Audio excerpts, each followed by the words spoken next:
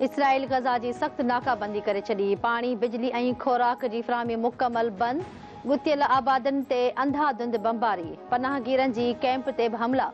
ज़ख़्मियुनि जी अस्पताल मुंतक़िली ॾुखियो थी वई। अस्पताल में जनरेटर लाइ तेल, दवाउनि ऐं औज़ारनि जी सख़्त खोट। 1,87,000 खां वधीक फ़लस्तीनी बेघर थी विया। गज़ा में इसराइली फ़ौज पारां फ़लस्तीनियुनि जी नसलकशी।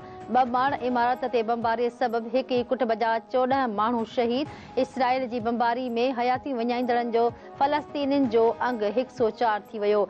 शहीदनि में 100 ॿार बि शामिल। 3000 खां वधीक ज़ख़्मी। बमबारी सबबि हमास वटि यरगमाल बणियल 4 इसराइली बि मारिजी विया। इसराइली इख़्तियारनि जो फ़ौज खे बमबारी वधीक तेज़ करण जो हुकुम। हमास जे हमलनि में 1100 इसराइली बि मारिजी विया। 2741 ज़ख़्मी। लबनान जी सरहद ते हिज़्बुल्लाह सां वेढ़ में डिप्टी कमांडर समेत 2 इसराइली फ़ौजी ऐं हिज़्बुल्लाह जा 5 जंगजू बि मारिजी विया।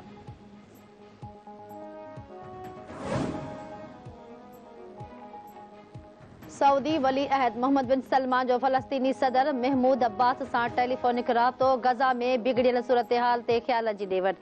सऊदी वली अहद जी जो चवणु आहे त सऊदी अरब जाइज़ हक़नि ऐं पाइदार अमन लाइ फ़लस्तीन सां गॾु आहे। हू इसराइल फ़लस्तीन तकरार वधण खां रोकण ते कमु करे रहिया आहिनि। फ़लस्तीन जी ज़िंदगी सवली बणाइण जी ज़रूरत आहे।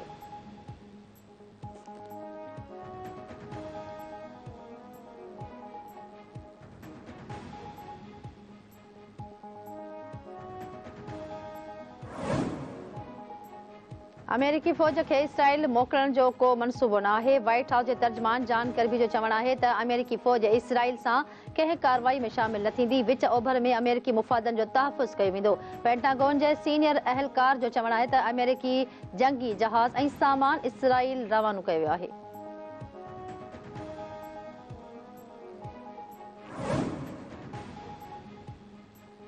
Supreme court practice and procedure act ख़िलाफ़ दरख़्वास्तनि ते ॿुधणी। चीफ जस्टिस काज़ी फ़ाइज़ ईसा जी सरबराही में फुल बेंच ॿुधणी करे रही आहे। MQM जे वकील दलील शुरू करे छॾिया। केस में धुर न आहियूं, अदालत जे नोटिस ते पेश थियो आहियां। वकील फैसल सिद्दीकी।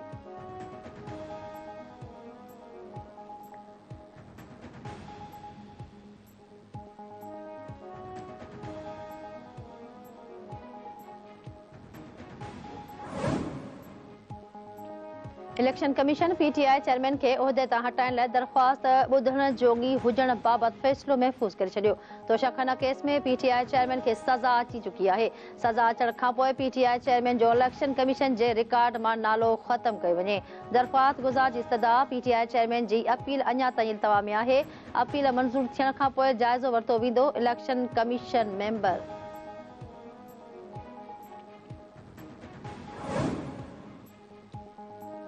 निगरान वॾे वज़ीर अस्पताल में गंदगी ऐं डॉक्टरनि जी लापरवाहीअ ते डायरेक्टर सिहत ते कावड़जी पियो। जस्टिस रिटायर्ड मक़बूल बाक़िर जी A2 कॉरिडोर अस्पताल जो दौरो करे हाज़िरी रजिस्टर चेक कयो। मरीज़नि सां मुलाक़ात कई।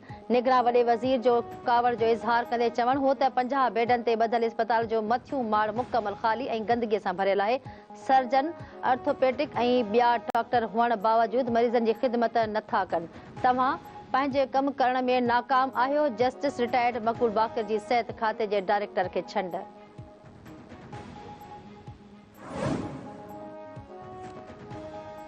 इंटरबैंक में डॉलर जे मुल्ह में ₹1.16 लाख। डॉलर 280 रुपया 49 पैसनि जो थी वियो। स्टॉक एक्सचेंज में कारोबारी हफ़्ते जे ॿिए ॾींहुं बि तेज़ी। 100 इंडेक्स में 97 पॉइंट जी वाधि। 100 इंडेक्स जी 47,818 पॉइंट्स ते ट्रेड। गुज़िरियल ॾींहुं कारोबार जी पुॼाणीअ ते इंडेक्स 47,721 पॉइंट्स ते बंदि थियो हो।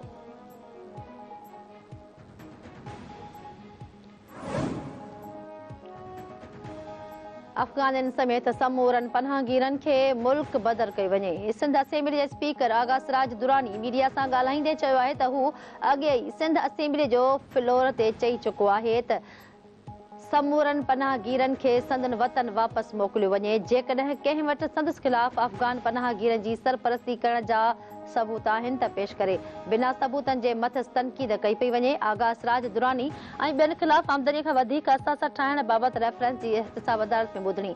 जाबदारनि जे वकीलनि जे पेश न थियण सबबि ॿुधणी 1 महीने लाइ मुलतवी।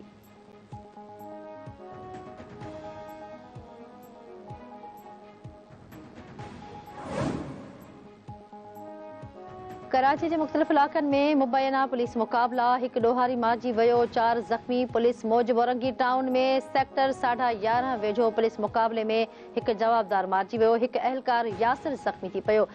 हसन स्क्वायर पुल वेझो पुलिस मुक़ाबले में 3 फोरुनि खे ज़ख़्मी हालत में गिरफ़्तार करे वरितो।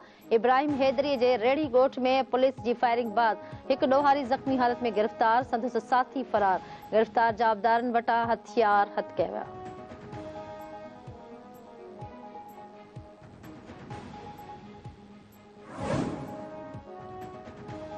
वगण भरसा ॻोठ यारू देरो जे रहवासियुनि, औरतुनि ऐं ॿारनि सूधो। सेबको अमलदारनि ख़िलाफ़ धरणो। टायरनि खे बाहियूं, रोड ब्लॉक। एहतजाज कंदड़नि ॻोठाणनि जो चवणु आहे त 1 महीनो अॻु सेबको अमलदारनि बिना जवाज़ पंहिंजे पैसनि सां वरितल ट्रांसफार्मर लाहे विया आहिनि। हर महीने बिल अदा करण बावजूदि सेबको वारह जा अमलदार नाजाइज़ियूं करे रहिया आहिनि। ट्रांसफार्मर वापसि कराए बिजली बहाल कई वञे।